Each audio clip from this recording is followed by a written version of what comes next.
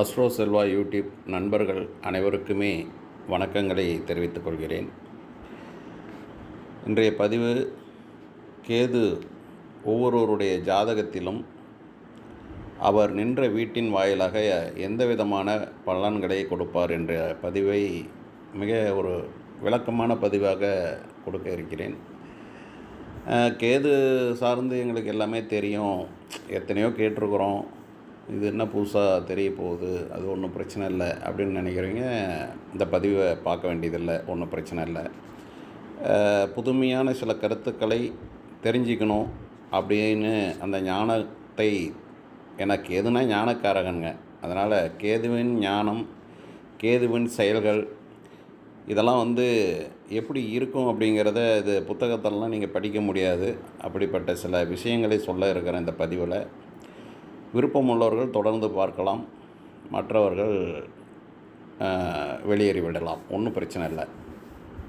சரிங்க, இப்போ இந்த பதிவில் ஃபஸ்ட்டு கேது அப்படின்னாவே நம்ம எல்லாமே நெகட்டிவ் தான் நினைக்கிறோம். கேதுனா இல்லை தடுத்துருவார், பிரச்சனைகளை கொடுப்பார், பற்றற்று இருக்கக்கூடியவர், வாழ்க்கையில் சுகங்கள்னாவே எல்லாத்தையும் கெடுத்துருவார், தடை செய்வார், நிறுத்தி வைப்பார், தாமதமாக்குவார், அல்லது சனியோடு சேர்ந்த கேது எல்லாத்தையுமே ஸ்லோ பண்ணி என்றைக்குமே இல்லாத மாதிரி பண்ணிடுவார். இப்படியெல்லாம் நிறையா அவரை பற்றி நெகட்டிவான பிரச்சனைகளை தான் நாம் நிறைய கேள்விப்பட்டிருக்கோம்.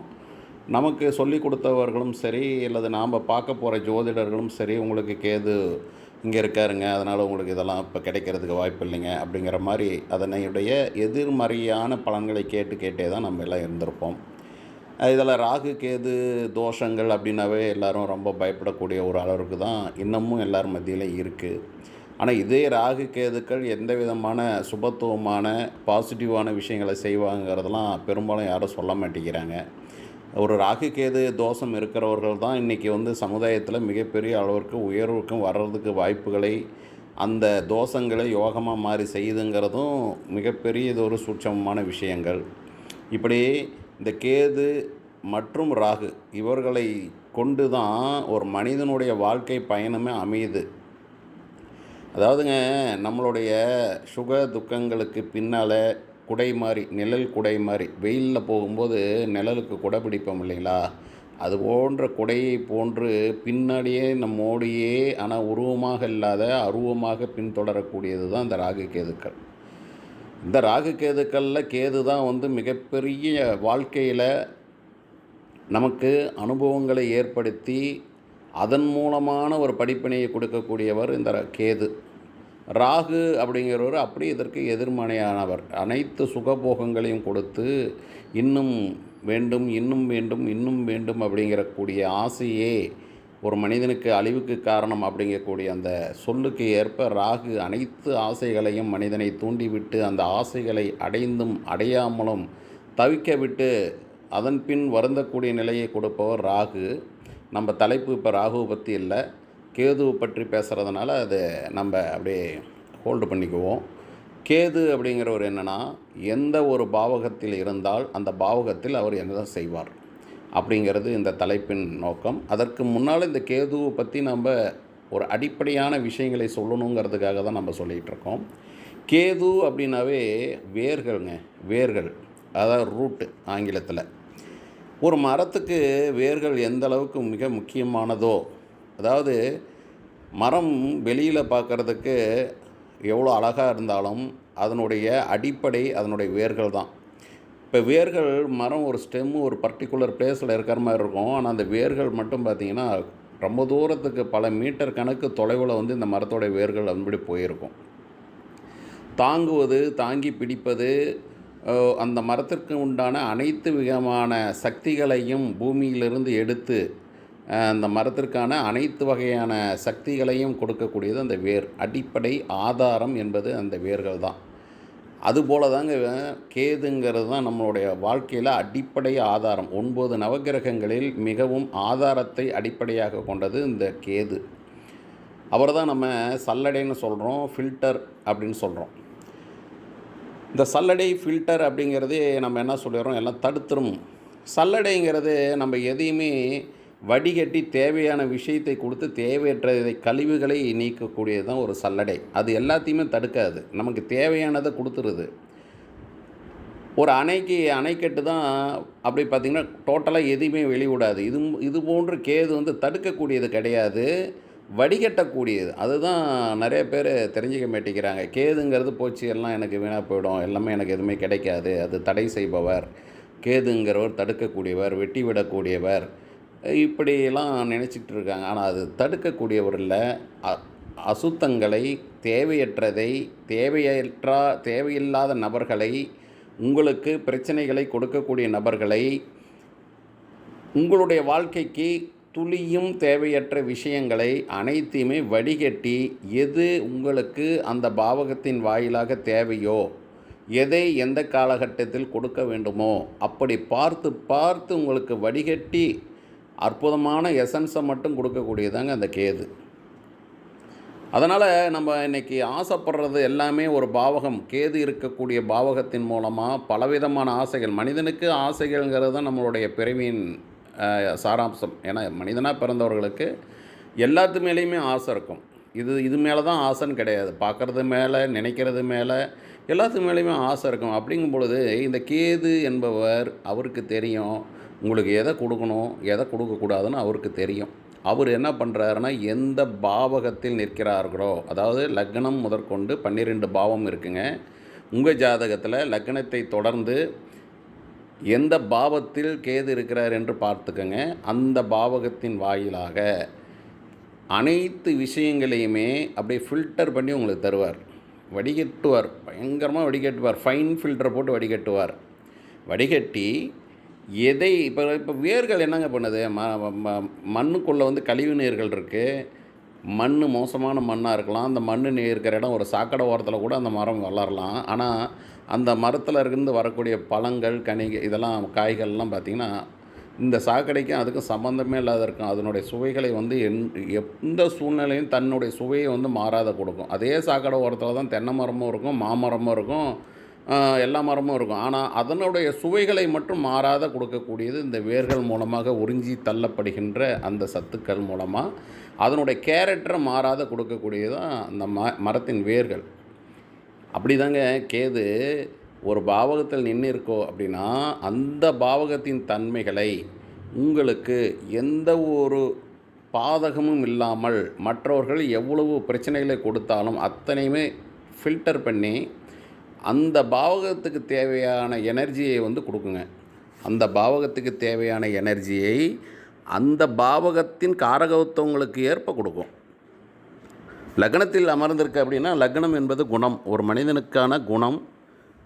அந்த குணத்தை ஒரு மனிதனுக்கு லக்னத்தில் அமர்ந்த கேது அவருடைய குணத்தை அழகாக வடிகட்டி ஃபில்டர் பண்ணி எந்த ராசியில் அமர்ந்திருக்கிறதோ அந்த ராசியின் காரகத்துவத்திற்கு ஏற்ப அவரை வேறு எந்த சிந்தனையும் செலுத்த விடாமல், அவரை வேறு எவரும் ஒரு பிரெயின் வாஷ் பண்ணியோ அல்லது அவரை வந்து மாற்றி அமைக்கக்கூடிய தன்மையை செய்து விடாமல், லக்னத்தில் அமர்ந்த கேது ஒருவருக்கு பயங்கரமான பாதுகாப்பை கொடுக்குங்க. நீங்கள் லக்னத்தில் கேது இருக்கிற ஒருத்தர்கிட்ட போய் நீங்கள் எவ்வளோ பிரெயின் வாஷ் பண்ணாலும் அவர் எந்த நோக்கத்தில் இருக்கிறாரோ அந்த நோக்கத்தை விட்டு அவரை அசைக்கவே முடியாது. நீங்கள் லக்ன கேதுக்கு அவ்வளோ ஒரு பவருங்க. காரணம் என்னென்னா, அவுட் ஆஃப் ஏரியாவிலேருந்து, அவுட் சோர்ஸ்லேருந்து எத்தகைய பிரெயின் வாஷ் வந்தாலும், எத்தனை ஒரு அசுத்தமான நபர்கள் இல்லை அசுப குணம் கொண்ட நபர்கள் இவர்களை சுற்றி இருந்தாலும்,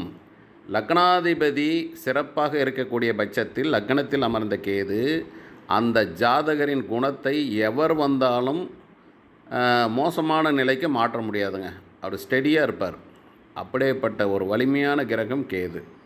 அதுவே 2ஆம் பாவத்தில் கேது நிற்கிறாருன்னு வச்சுக்கோங்களேன். 2ஆம் பாவம் என்பது குடும்பம், ஒரு மனிதனின் வாக்கு, வருமானம், எப்போவுமே எளிமையாக பணமாக மாற்றக்கூடிய சொத்துக்கள், எந்த சொத்தாக இருந்தாலும் சரி, காரு, வீடு, அதே போல் வீட்டில் இருக்கக்கூடிய நகைகள், இதெல்லாம் அதாவது இப்போ நினச்சா கூட போய் பணமாக மாற்றணும் அப்படின்னு இருக்கக்கூடிய பொருட்கள் எல்லாமே 2ஆம் பாவத்துக்கு தொடர்பானது.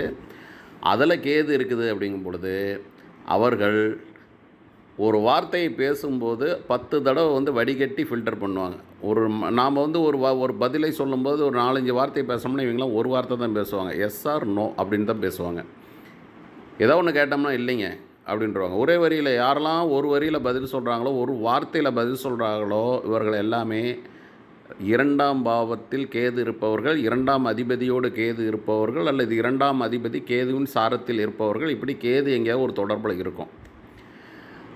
அப்போ என்ன அர்த்தம் அப்படின்னா, இவருடைய வாக்கின் மூலமாக இவருக்கு எந்த ஒரு பாதிப்பும் வராமல் இருப்பதற்காக இவரை பேச்சை குறைத்துக்கொள், உன்னுடைய பேச்சில் தவறு வந்துவிடக்கூடாது, உன்னுடைய பேச்சில் நான் இருந்து அந்த பேச்சில் தவறான வார்த்தை வராமல் உன்னை நான் கட்டுப்படுத்துகிறேன் என்றதற்கு அர்த்தம். அதுதான் காரணம். இந்த வளவளன்னு பேசுகிற வேலையெல்லாம் அந்த 2ஆம் கேது இருக்கிறவங்க கிட்ட நடக்காதுங்க. நீங்கள் எவ்வளோ தான் பேசிக்கிட்டு இருந்தீங்கனாலும் அவர்கள் வாயிலிருந்து எப்போது தான் 2 வார்த்தை வரும். அதனால தான் மிகப்பெரிய ஞானிகள், யோகிகள், சித்தர்கள் இவர்களுக்கெல்லாம் 2இல் கேது மட்டும் தனியாக நிற்கும். 2இல் கேது நிற்பவர்கள் எல்லாம் அவர்கள் வாக்கு சித்தர்கள் வாக்குக்கு இணையானது. நல்லா தெரிஞ்சுக்கிங்க. பதிவு கொஞ்சம் நீளமாக தான் இருக்கும். கேதுவின் ஞானத்தை பெற்றவர்களுக்கு இது ஒரு அற்புதமான பதிவு தான்.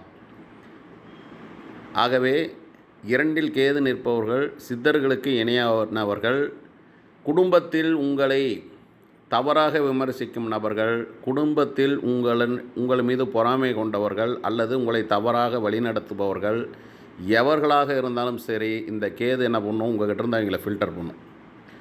கண்டிப்பாக ஃபில்டர் பண்ணிவிடுவார். அது தாய் தந்தையாராக இருந்தாலும், உங்களுடைய பிள்ளைகளாக இருந்தாலும், மனைவியாக இருந்தாலும், உங்களது குணத்திற்கும் உங்களது ஞானத்திற்கும் உங்களது நேர்மைக்கும் இடையூறாகவோ அல்லது அதற்கு மாறாகவோ ஒருவர் குடும்ப உறுப்பினர்கள் நடந்து கொண்டாலும் அவர்களை ஃபில்டர் பண்ணி ஒதுக்கி வைத்து விடும். காரணம், உங்களுக்கு உங்கள் ஞானத்திற்கு என்ன தேவையோ அதை மட்டும்தான் கொடுக்கணுங்கிறது கேதுவோடைய கான்செப்ட். அதே போல் வருமானமாக இருக்கட்டும், 2ஆம் பாவம் என்பது வருமானம் அல்லவா, அதனால் வருமானமாக இருந்தாலும் நேர்மையான வருமானம், நியாயமான வருமானம், போதுமான வருமானம் மட்டுமே உங்களுக்கு வரும்படியாக அவர் மற்ற ஏனைய வழிகளிலிருந்து வரக்கூடிய தவறான வழியிலிருந்து வரக்கூடிய எத்தகைய வருமானம் இருந்தாலும் அப்படியே அங்கேயே ஃபில்டர் பண்ணிவிடுவார். இந்த ஜாதகர் எனக்கு அதெல்லாம் தேவையில்லைங்க, பரவாயில்லைங்க, இருக்கட்டுங்க, நான் அதெல்லாம் விரும்பலைங்கன்றவார். என்னங்க இந்த காலத்தில் இப்படி இருக்கிறீங்க அப்படின்னு வெளியாளர்கள்லாம் அசந்து போகிற அளவுக்கு இவர் இருப்பார். 2இல் கேது இருப்பவர். இது தனிப்பட்ட வகையில் ஒரு கிரகம். கேதுக்கு மட்டுமே நான் பொதுவான பலன்களை சொல்கிறேன். இந்த கேதுவோடு இணைந்த கிரகம், பார்த்த கிரகம்னு வரும்போது இந்த பலன்களில் சற்று ஏற்றம் இறக்கம் மாற்றங்கள் இருக்கலாம். இப்போ 3இல் கேது இருக்கும் பொழுது, 3ங்கிறது முயற்சி ஸ்தானம். ஒரு மனிதனின் எண்ணம், ஆற்றல், வீரியம், வீரம், இந்த சிறுதூர பயணங்கள் எல்லாமே 3ஆம் இடம் தாங்க. அதே போல் நீங்கள் குடியிருக்கக்கூடிய அக்கம் பக்கத்தினர், உங்கள் வீட்டில் அருகில் உள்ளவர்கள், இவங்கெல்லாம் 3ஆம் பாவகம். அப்போ என்ன பண்ணணும் அப்படின்னா, நெய்பர்ஸ், அருகில் உள்ளவர்கள் உங்களுக்கு தேவையான உங்களின் கருத்திற்கு இயல்பிற்கு ஏற்றவர்களாக இருந்தால் அவர்களை உங்களோடு பழக விடும். அல்லது அவர்கள் உங்கள் கருத்திற்கும் உங்கள் குணத்திற்கும் உங்களுடைய நோக்கத்திற்கும் எதிரடையாக இருப்பார்கள் என்றால் உங்களுக்கே தெரியாது, அவர்களை உங்களிடமிருந்து வடிகட்டி விடும். உங்களுக்கே சங்கடமாக இருக்கும். ஐயோ, இவங்க நம்மகிட்ட பேச மாட்டேங்கிறாங்களே, நம்மக்கிட்ட பழக மாட்டேங்கிறாங்களே, நம்ம என்ன தப்பு செஞ்சோம் அப்படின்னு நினைத்தாலும் அது அவருக்கு தெரியும், கேதுக்கு தெரியும். அவர் ஃபில்டர் பண்ணிவிடுவார், அழகாக ஃபில்டர் பண்ணிவிடுவார். அதே போல் உங்களுடைய முயற்சிகளில் நீங்கள் 10 முயற்சி எடுக்கிறீங்கன்னா அந்த 10 முயற்சிகளில் சரியான நியாயமான முயற்சிகளை அவர் ஃபில்டர் பண்ணி உங்களுக்கு கொடுத்துருவார்.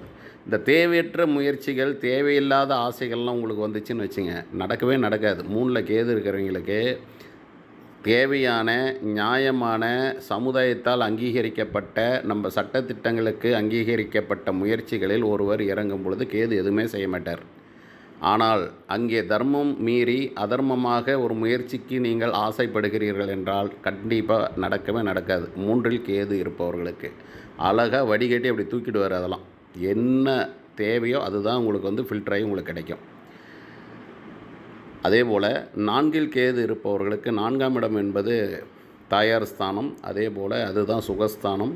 ஒரு மனிதனின் நிலையான அனைத்து விஷயங்களும் குறிக்கக்கூடிய இடம் அந்த இடம். வீடு, வண்டி, வாகனங்கள், நீங்கள் விரும்பக்கூடிய ஆசைப்படக்கூடிய பெட்டனிமல், வீட்டு விலங்குகள், இதுபோன்று நிலையான சுகங்களை அனுபவிக்கக்கூடிய அனைத்துமே அந்த 4 தாங்க. இப்போ இந்த 4 அப்படிங்கும் பொழுது அங்கே போய் கேது ஒருத்தருக்கு இருந்துருச்சு அப்படின்னா அவர் தேவையற்ற விஷயங்களில் தனது சுகங்களை அடைய வேண்டும் என்று நினைத்தால் அதற்கு அங்கே கேது அலோவ் பண்ண மாட்டார். உனக்கு என்ன வேணும்? வீடு தானே, உனக்கு குடியிருக்கிறதுக்கு ஒரு வீடு இருந்தால் போதும்ல, உனக்கு எதுக்கு இன்னும் 2 வீடு, உனக்கு வீடு கட்ட ஒரு மனை இருந்தால் போதும்ல, எதுக்கு 10 மனை வாங்கி போடுற, அதெல்லாம் நான் அலோவ் பண்ண மாட்டேன்ப்பா, அதெல்லாம் ஒன்றும் பண்ண முடியாது அப்படின்ட்டு ஃபில்டர் பண்ணுவார். ஸோ அதனால் இதை வந்து வெளியில் நம்ம என்ன நினைக்கிறோன்னா தடை செய்கிறாரு, கேது இருந்த இப்போ வீட்டின் பாவகத்தின் காரகத்துவங்கள் எங்களுக்கு தடையாகும், உங்களுக்கு அதெல்லாம் நடக்காது அப்படின்னு சொல்கிறோம். அப்படி கிடையாது.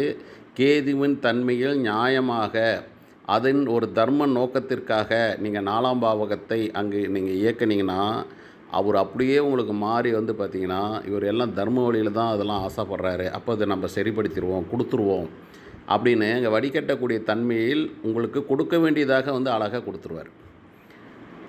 இவ்வளோதாங்க விஷயம். கேது எந்த வீட்டில் நின்றாலும் அந்த கேதுவின் தன்மையிலேயே நீங்கள் செயல்பட்டால் அங்கே எந்த ஒரு பிரச்சனையும் நடக்காது. அதை விடுத்து சுயநலமாக ஒரு தவறாக சட்டத்திற்கு புறம்பாக தர்மத்தை மீறி செய்யும் பொழுது கண்டிப்பாக 100% அதை ஃபில்டர் பண்ணிவிடுவார். அதில் வந்து மாற்றுவதற்கு இங்கே நான் பரிகாரம் செய்கிறேன், அதை செய்கிறேன், அதெல்லாம் ஒன்றுமே பண்ண முடியாதுங்க. கேதுக்கெலாம் நீங்கள் பெருசாக பரிகாரம் பண்ணிலாம் ஜெயிக்க முடியாது. அவர் தான் உங்களுடைய லைஃப்பை ஸ்கேன் பண்ணி பல பிறவிகள் எடுத்து வந்த அந்த கர்மாக்களை ஸ்கேன் பண்ணி எல்லாம் காப்பி பண்ணி வச்சுருக்கிற ஹார்ட் டிஸ்க் அவர் தான். கேதுக்கிட்ட தான் உங்களுடைய ஃபுல் பேக்கேஜ் இருக்குது. அந்த ஃபுல் பேக்கேஜை வந்து நீங்கள் ஏமாற்ற முடியாது. பரிகாரம்னு எதையாவது ஒன்று செஞ்சு அவர் வந்து நீங்கள் வந்து இந்த கூல் பண்ணுறது ஏமாத்துறதுலாம் சனி பகவானை கூட நீங்கள் பரிகாரத்தின் மூலமாக ஒரு சாந்தமடைவார். ஆனால் கேதுக்கு பரிகாரம் மூலமாக நீங்கள் எதுவுமே செய்ய முடியாது, நல்லா தெரிஞ்சுக்கிங்க. கேது நின்ற வீட்டின் வாயிலாக நியாய தர்மத்தை கடைபிடிக்கணும், இவ்வளோதான். அது ஒன்று தான் அவருக்கு பரிகாரம். அவருக்கு பிடித்த விஷயம் இது தான். அதுபோல தான் 5ஆம் பாவம் என்பது பூர்வீகம், உங்களுடைய குலதெய்வ அனுக்கிரகங்கள், அதே போல் உங்களுடைய படைப்புத்திறன், ஆற்றல், கலை ஆர்வம், இது போன்ற காதல், உங்களுடைய கலை ஆர்வம், காதல் ஆர்வம், எல்லா விஷயத்திலும் இருக்கக்கூடிய மனதில் எழக்கூடிய ஆழ் மனதில் எழக்கூடிய அனைத்து விஷயங்களும் அங்கே நியாயமாகவும் தர்மத்தின்படியும் இருந்தால் அந்த கேது உங்களை மிகச்சிறந்ததொரு ஆன்மீக இப்போ ஒரு ஆன்மீகத்தில் ரொம்ப ஒரு ஆழ் மனதில் நிறைய கற்பனை வளங்கள் இருக்குது அப்படின்னா அவர் மிகப்பெரிய அளவிற்கு ஆன்மீகத்திற்கு ஒரு தர்ம ஸ்தாபனத்திற்கோ ஆன்மீகத்திற்கோ பக்தி மார்க்கத்திலேயோ அவர் வந்து தலை சிறந்த ஒரு மனிதனாக மாற்றிடுவார். இதுதான் அங்கே 5இல் கேது இருக்கிறதுங்க.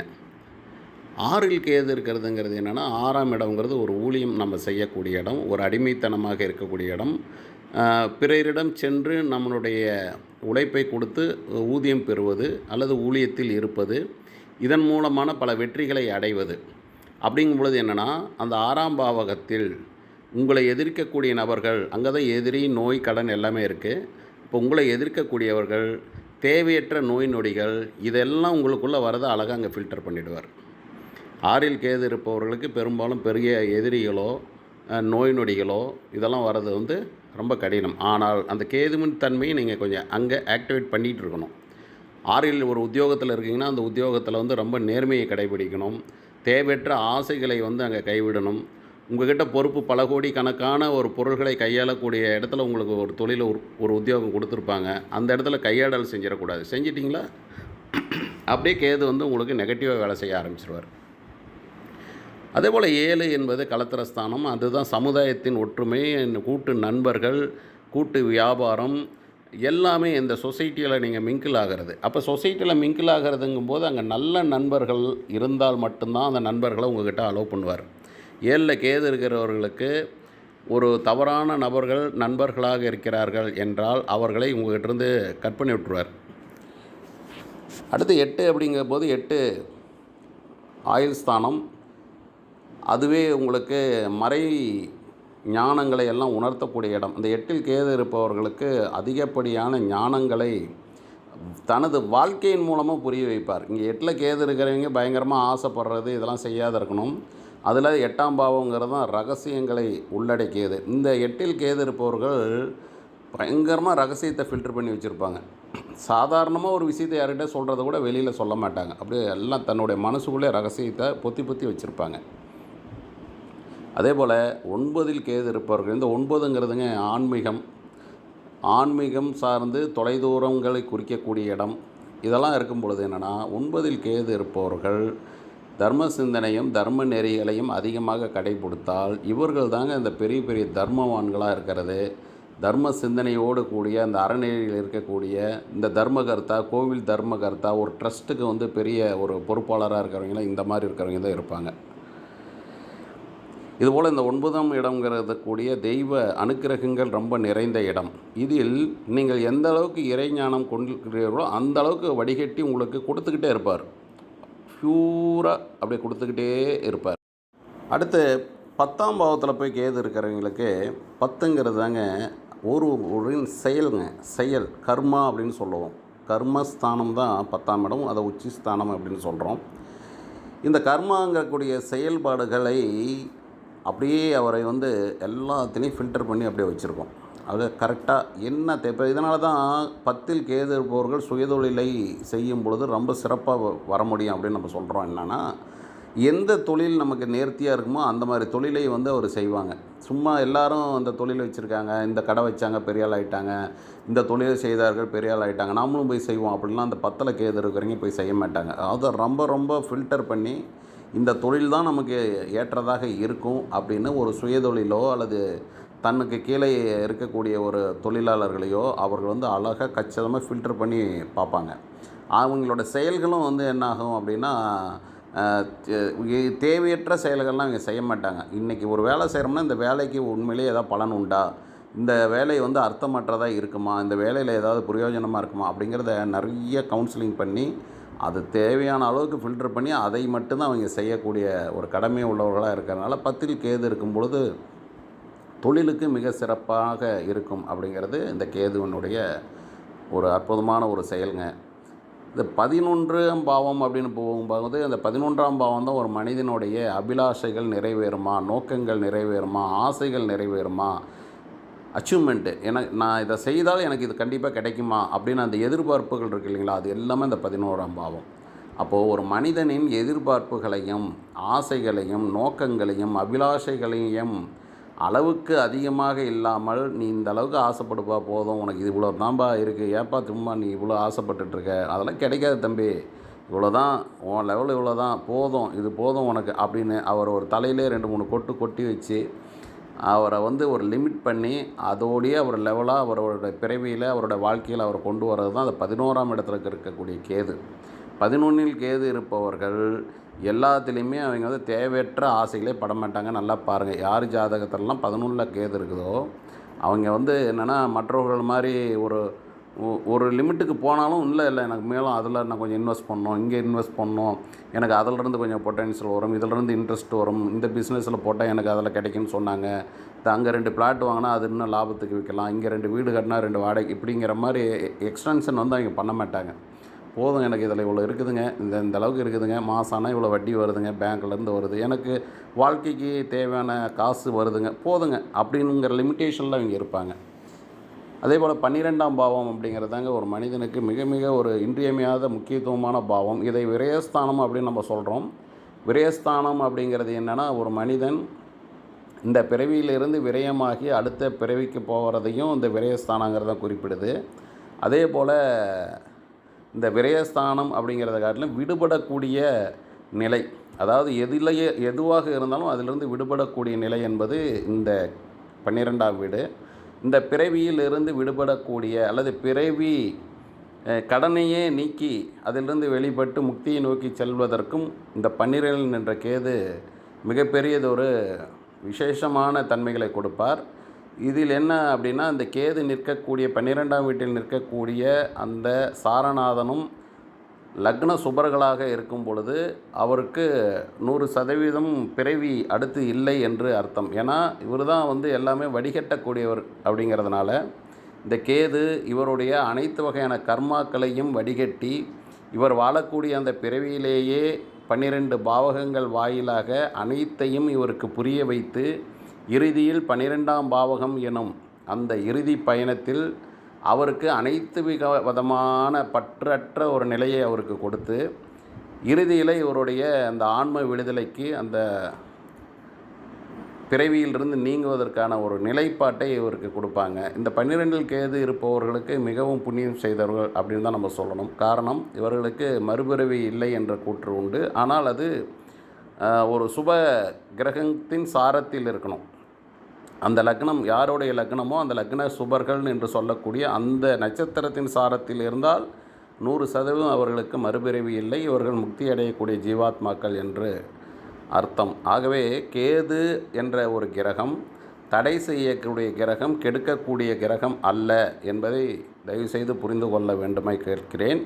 கேது என்பவர் உங்களுக்கு என்ன தேவையோ ஒரு பாவகத்தின் வாயிலாக அதனை தேவையற்ற விஷயங்களை எல்லாம் வடிகட்டி சுத்தப்படுத்தி கிறிஸ்டல் கிளியராக உங்களுக்கு கொடுக்கக்கூடிய பலன்களை, அழகாக தன்னுடைய பலன்களை அந்த பாவகம் சார்ந்து என்னென்ன பலன்களை நீங்கள் அனுபவிக்கணுமோ அதை அசுத்தம் நீங்களாக சுத்தமாக கொடுக்கக்கூடியது அந்த கேது பகவான்.